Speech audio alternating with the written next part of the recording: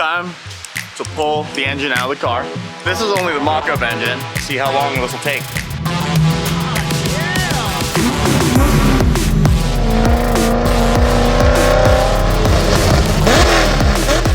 Oh! Is that seawater? Look at this, dude. This is the most disgusting car I've ever touched. All right, everybody, we are here at the SEMA Show 2024, getting ready to pull the cover off this thing. Tuesday, 10 a.m. Make sure you watch all the social media posts. Be on the lookout for the Instagram Live. And for those of you watching on YouTube, you are a little bit behind, maybe a week or two. We've been absolutely thrashing to get this thing ready for this, but it still has to go to the wheel dyno. We still have to put wiring in it. It still needs to get nitrous sprayed through it. Still needs a ton of suspension setup in the first track day and testing. So be on the lookout. There's way more episodes to come. We're not done yet. And I'm going to take you guys through every step of the way of learning this car, the setup, the driving experience. There's a lot to come. So I'm excited to show you guys the final product, but keep watching, keep sticking around, and thank you guys for the support. All right, so the next thing that I am gonna get started working on is to do the hood latches, well, trunk latches, and the trunk latches, which is really the hood. I don't know, this car is kind of weird, so I don't really know what to call anything. For this, we use quick latch buttons. We use these on the demo car and the race car, and we're gonna use them on this. The other option would have been arrow catches, but they can be kind of finicky, especially when the car's been in a crash. Haven't exactly decided on where to place them on the trunk because of like with the wing placement and also how wide this thing is. And it's kind of awkward to be forward, but we want to have like a decent amount of room in the back for crush room so that it doesn't mess up the latches. But I'm gonna start in the front instead of the back and get the fenders mounted up, the hood mounted up, and decide where exactly I should get to drilling. As you can see right behind me here, I got the front fenders and the hood installed with Troy. Everything fits so freaking perfect. The Anderson composites and the Liberty Walk stuff, like, I kid you not, it's like OEM. I'm so used to using like other brand, super cheap, fiberglass, carbon Kevlar, carbon fiber, whatever it is, it just doesn't fit very well. And like, I wish you could see how perfect the panel gaps are on this stuff and how perfect like all the mounting holes and everything is made. Like the molds are perfect. These guys do a top-notch killer job. Right here in front of me is the quick latch. So I'm gonna go ahead and open that up and we'll take a look here and see about placement. You can usually, like if the car's been in a crash or something, force pins in and they'll still come out real easily. One thing we do like to keep in mind is that on S chassis and other stuff I've worked on, you need like really long rods to come up from bash bar, for example, that you mount the pins on. And in the event of a crash, those can get super screwed up. On the Corvettes, we like to make sure that these are hard mounted somewhere on a panel or somewhere really strong so that they're sturdy and they don't get real bent up. We can go ahead, go about placing the hood pin so that way we can get the latch button placement on the hood figured out.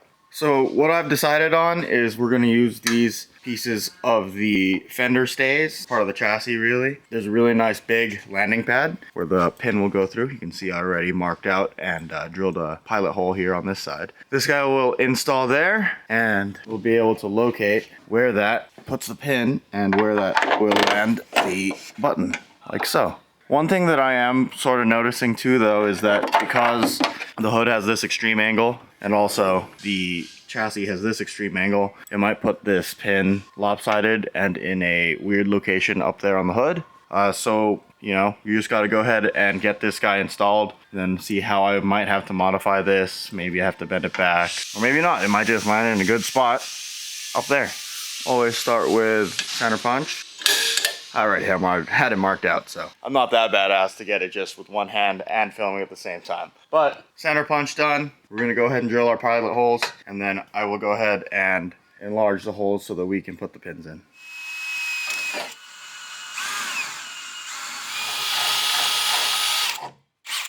Do they fit? Oh yeah.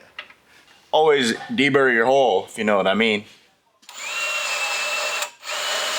Slow, quick, so that the countersink is nice and even. We'll install these in a really high position so that we can get a gauge and aim here where it's going to end up on the hood.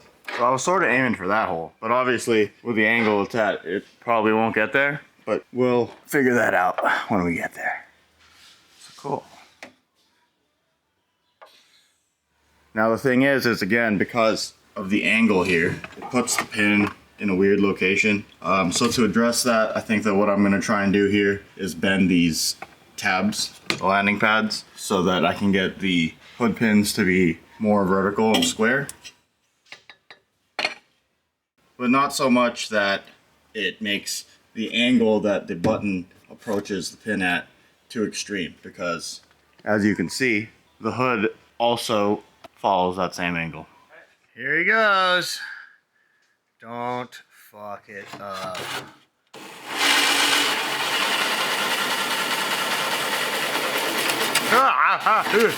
Drill this side. Then just angle the drill like this way. This way.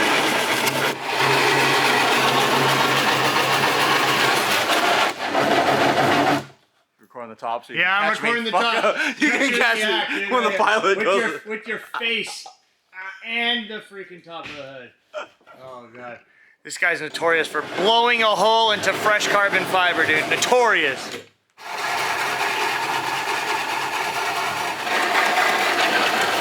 That hole is our first hole for drilling for the pin. So he did it, dude. He did it without screwing it up. He has done it. One more chance to fuck it up.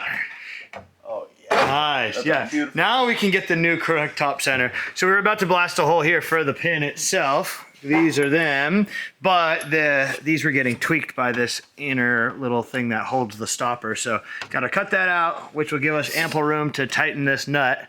And I luckily have this fancy little tool, which is TIC Performance thing for installing C6 clutch pedal things. That's the exact size as the nut. I just gotta counterbore it for this a little bit so we can use this sucker instead of a wrench. We'll watch Alec drill more holes. All right, I'm gonna talk a little bit about the body kit. We've made enormous amounts of progress on this. The hood is on, it's in its final position. The quick latches are on. They are final installed. Everything works great. The fenders are in their correct position. Headlights are moved around in the right position. A-pillars are on. This thing is on. I had to move the antenna forward and fill this hole because the roof scoop would hit the antenna in its original position. My bad. The trunk is on. The pins for the trunk are on. The spoiler is installed. So, like, honestly, we've made enormous progress on this thing to the point where we're even planning out stickers and the livery and that sort of thing, and talking with people to try and get you know, the final design locked in. The bumpers, rear bumpers here. The rear bumper cutout for the exhaust is done. So, like I said, this thing's taking shape pretty damn fast. Front bumpers here. These are gonna be the clips to install. I will show you those. Maybe Matt show you this. I don't know. Next step in this whole entire deal is to put the mesh on. Liberty Walk provides you with this amazing looking mesh. Like, look at the shape of that. Like, this stuff is awesome. But I don't know if they intend for you to trim it, but these things look a little bit stupid behind here. Like, from the front it looks great, but from the back it looks a little dumb. So I'm gonna go ahead and get these things like installed, marked out, and trimmed so that when they're installed, at least it looks good from the back side. And yeah. I just finished a cool little project, but yeah, it's kind of been a little bit of a head scratcher because I wasn't sure I wanted to do it, but we just did the AIM shock potentiometers on the front. I still have to do the rear, but before I do the rear, I want to show you what I did. So here you have the actual shock potentiometer. I tried to keep it in line with the shock so that we could kind of get the best like actual shock travel that we're getting. Obviously it's slightly more inboard, but I think it's accurate enough for what we need to be doing. And obviously we'll calibrate it and all that. But yeah, check this thing out because it's all on quick pin. So I made this little tab right here. This is a 5mm bolt that I then put in the bridge port and put a tiny little flat on and then drill the hole. So 5mm bolt and nut at the top. And literally all you do if you want to remove this is you remove that little, and these are just RC body pins that you get from like hobby stores or whatever, but you just pull it off and then boom, the shock potentiometer slides right out and you can work on whatever you want to do. And then when it's time to go back in, slide it on the top, slide it on the bottom, put the pin in, and we're done. Damn, that's freaking fancy. Freaking fancy. The only thing I would need to do now is just figure out the routing of this. I'll probably do a little zip tie holder or something right here, but that will be for where and whenever Robbie's harness comes, and we'll figure out where that goes. But shock potentiometers, cross it off the list. Or gotta do the rears now. Ugh. It's time to pull the engine out of the car. This is only the mock-up engine, but it's kind of will be like a test run to see sort of what we're looking at for how high the car needs to be, what needs to actually get taken off. Give me like a, I don't know, sort of an estimate to see how long this will take. Yeah, I think the idea is to disconnect all the hoses, all the lines, the cable to the shifter, and then drop this thing out the bottom as a whole onto like a dolly. We'll see.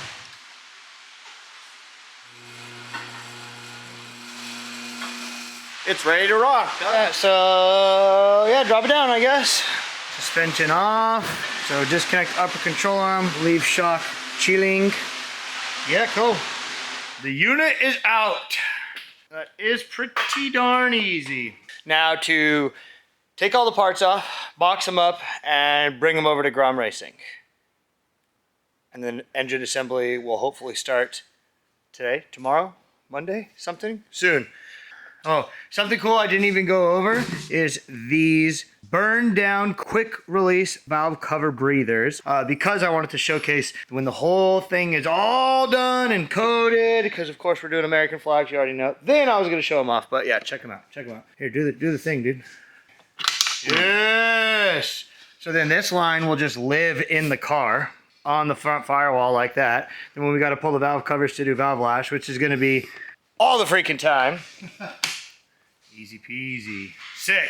All right, let's strip this freaking mock-up engine, and hopefully that's the last time it's sitting in here. Look at this thing. It's huge. It's freaking heavy, huh? Yeah. Yeah. They're straight up heavy. Doing something a little bit scary. Gonna cut the holes for the throttle bodies into the plate for the sprint car box filter. Check it out. Got my compass. You guys remember compasses from freaking school, right? Well, they're useful. Look at that. Strapped a little Sharpie on the end of it. Made some holes to have this go there. I'm not quite sure how I'm going to attach it because that's gonna drop down, which means that this surface, I need to buy a gasket for this. And this is usually how it gets attached, so I don't know quite. I need to do a little bit more research and see, but that's the layout. I need to think and make sure this is exactly what I need to do before I just cut holes in it, but that's the overall layout. Put the other NOS nitrous plate in because that finally arrived. But yeah, I'm gonna get this air filter thing figured out and kind of go from there. Maybe cut some holes. Okay, got it figured out. Called Travis Reeder. He gave me some really cool ideas too. I'll show you guys how his car is. It's pretty sick. Check it out. Cool little cage there. That's his car. So that holds it down like this, which gave me the idea. I was like, okay, that's a good idea. Then look at what HCK does, which is a cool drop filter as well. But they have like a billet ring that goes around here, and it looks like some sort of sandwich or something like that. It's like, that's cool. Maybe a little complicated. I'm like, all right, this is what I think I'm gonna do. Use very small hardware and nut and bolt this. This will be cut out. I just talked to Chris. Of course, I'm like, I'm stoked to do this on my own, and I asked Chris a couple of things, and he's like, I'll just draw you the thing, and we'll send it for laser and whatnot, of course. But this is the new plan. Probably a 1/2-inch wide ring that will go around the outside of both of these. It'll be a one-piece aluminum ring, and it'll have just enough, and it'll have just enough flange, and it basically be also a drill guide. So drill, drill, drill, drill, and then nut and bolt, nut and bolt, nut and bolt, which will sandwich this on the top here and nut and bolt it, but have an aluminum trim ring so that it's not just relying on nuts right to carbon. Oh, and I hit up Mike Von D too, and he sent me some pictures of what he's done, which is his style was mostly using this center bolt to hold it down. But yeah, between him and me, between Mike and Chris and me, and some ideas from Travis, we got this figured out. So pays to have good friends, I'll tell you that. But now I just sit and wait for Chris to design me this perfect laser cut deal, and then my job will be pretty much cake and almost unnecessary at this point, other than the monkey work and the freaking air saw or whatever I decide to cut it out with. I need to cut this. This is just excess here that hangs below the transmission. It kind of gets close, so maybe I'll put that on the Bridgeport and do that, and then do some body panel stuff. And then I also have to do a little conversion here for the dyno, because we're getting close on the engine too. So this is the head back from Gromm Racing. These are a traditional LS header flange, because all of his no, we don't have headers for this thing. That's the thing, headers don't exist. So we're gonna make a little converter, because this is an LS flange, and you can see obviously it does not bolt up, but the port spacing is damn near right. So I got a pair of Samir's dyno headers from Gromm Racing. I have my extra flanges here. I'm gonna bolt on that. I have some tubing. I'm gonna cut little space converters and basically make myself some dyno conversion headers. Should be easy, but it's gonna take some time. So I'll do that. Those are the couple things, then maybe do the body panels. Let's get it. Chips have been made. Adapter plate trimmed. Nice finish. Just gotta deburr the edges, it's good to go. Welding on the rotisserie, sick. Now bolt them to the head, bolt these to the flange, and see what happens. Check these freaking things out. Adaptors. Just gotta clean them up, but yeah, this is how it goes. Bolt them to this LSCR cylinder head, and then bolt a standard LS header there. The port holes are all pretty much in line, like these are slightly skewed just a bit, but yeah, it's all TIG welded up and ready to rock. So these will go back to Gromm Racing, and I think the bottom end is pretty much assembled, so real exciting, and we should be heading over there pretty soon to see some more work, so freaking wild. Talked with Chris. He designed me something. Of course he did. Look at that sick ring. Super easy, simple.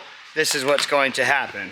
That ring sits around here, attaches. That ring will also act as a cut guide for this, so I'm gonna wait to cut that. And then drill here. We're using 440 hardware, so super small, like even smaller than this stuff, probably this size stuff here. Real small hardware, which will hold a piece of aluminum. Basically is just a sandwich plate, right? The carbon will go on here, that goes on top of the carbon, and then it'll tie it all together. So that's solved, but then now what that means is we wait for that. I just sent it to Send Cut Send this time.